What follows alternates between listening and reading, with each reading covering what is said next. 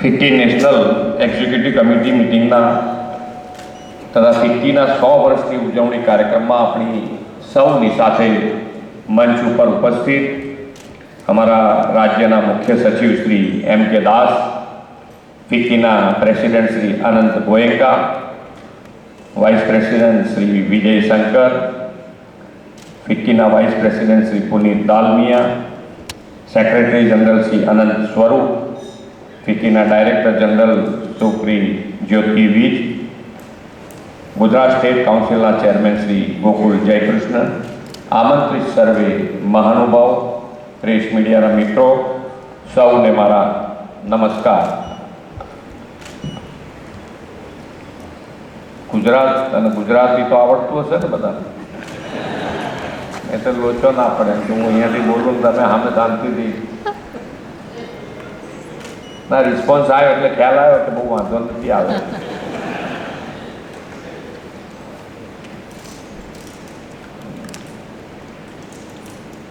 Federation of India chamber of commerce and ઇન્ડસ્ટ્રીઝની શતાબ્દી યાત્રાની ઉજવણીનો આ ગરિમામય અવસર છે.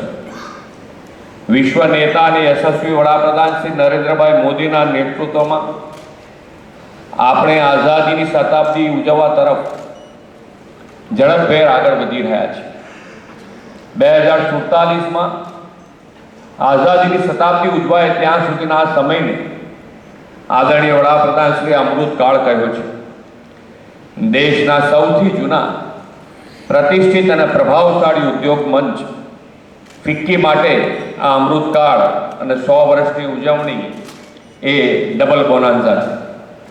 શ્રી મોદી સાહેબે આત્મનિર્ભર ભારતનું જે વિઝન આપ્યું છે તેમાં પણ ફિક્કીનું મહત્વનું યોગદાન રહેશે.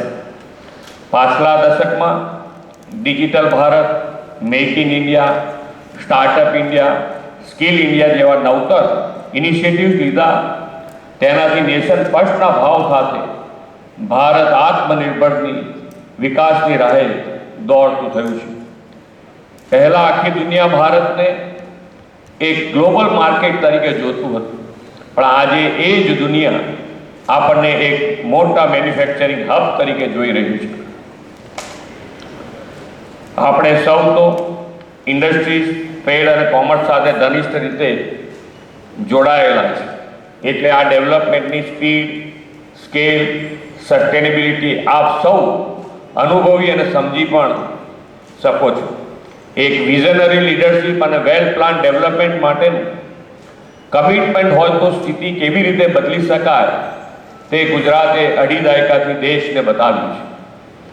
ગુજરાત દેશના GDPમાં 8.3, નેશનલ ઇન્ડસ્ટ્રીયલ આઉટપુટમાં 18%, એક્સપોર્ટમાં 27%ના ફાળા સાથે ઇન્ડસ્ટ્રીયલ એક્સેલન્સ અને ઇનોવેશન અને ગ્લોબલ ઇન્ટિગ્રેશનમાં અગ્રેસર રાજ્ય છે.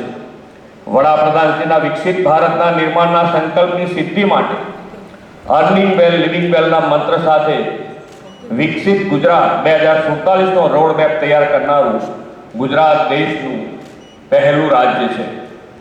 આ રોડમેપ મુજબ 2047 સુધીમાં રાજ્યના અર્થતંત્રને $3.5 બિલિયન સુધી લઈ જવાનું આપણું લક્ષ્ય છે. આ લક્ષ્ય સિદ્ધ કરવા માટે રાજ્ય સરકારે ઇમર્જિંગ સેક્ટર અને ગ્રીન ગ્રોથ ઉપર ખાસ ફોકસ કર્યું છે. તાજેતરમાં જ વડાપ્રધાન શ્રી સાણંદમાં 2 સેમિકન્ડક્ટર પ્લાન્ટ શરૂ કરાવ્યા. આ પ્લાન્ટ શરૂ થતાં આપણે હવે ગ્લોબલ સેમિકન્ડક્ટર સપ્લાય ચેનનો મહત્વનો હિસ્સો બનવાના છે. ગિફ્ટ સિટીમાં શરૂ થયેલું AI centre of excellence, data centre અને ફિનટેક્સ પણ ગુજરાતને રાઇઝિંગ સેક્ટરમાં અગ્રેસર બનાવશે. સેમિકન્ડક્ટર પોલિસી, IT અને ITs policy, green hydrogen policy, GCC જેવી પોલિસીસથી ગુજરાત વિશ્વના ઉદ્યોગ માટે મોસ્ટ ફેવર્ડ ડેસ્ટિનેશન બન્યું છે. આજે વર્લ્ડની ફોર્ચ્યુન 500માંથી 100 કંપનીઝ ગુજરાતમાં કાર્યરત છે.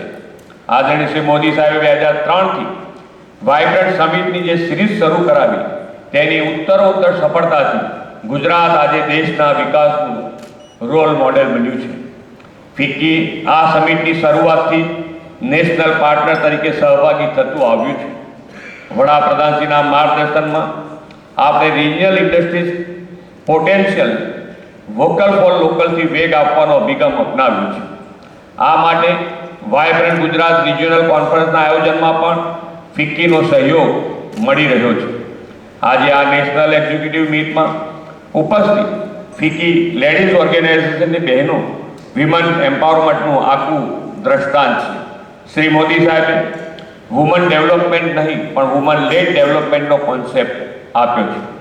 દેશમાં સ્ટાર્ટઅપ અને મુદ્રા યોજનામાં પણ મહિલાઓ અગ્રેસર રહી છે. મહિલા સ્ટાર્ટઅપને પ્રોત્સાહન મળે તે માટે ગુજરાતે હમણાં જ હર સ્ટાર્ટઅપ પ્લેટફોર્મની શરૂઆત કરી છે.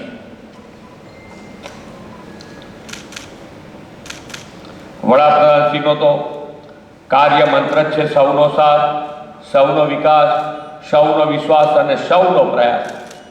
આ જ કાર્ય મંત્ર પર આગળ વધીને સૌની ભાગીદારીથી આપણે આઝાદીની શતાબ્દી સુધીમાં વિકસિત ભારતનું નિર્માણ કરીશું. વિકસિત ભારત માટે વિકસિત ગુજરાત બનાવવામાં ફિક્કી હંમેશા સક્રિય સહયોગ આપતું રહેશે એવા વિશ્વાસ સાથે વિરમું છું. ભારત માતા કી જય. વંદે માતરમ. જય જય ગરવી ગુજરાત.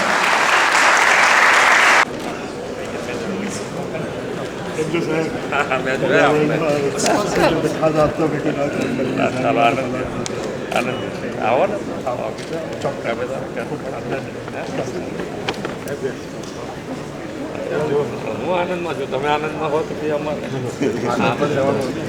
અમે સામે જોઈએ ને કે સામે ત્યારે રસ્તા છે એટલે અમારા કિલોનું તો ઓકે છે.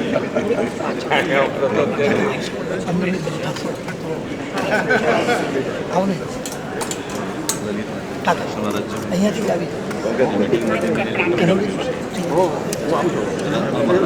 આગળ બેસીએ છીએ 15 મિનિટ.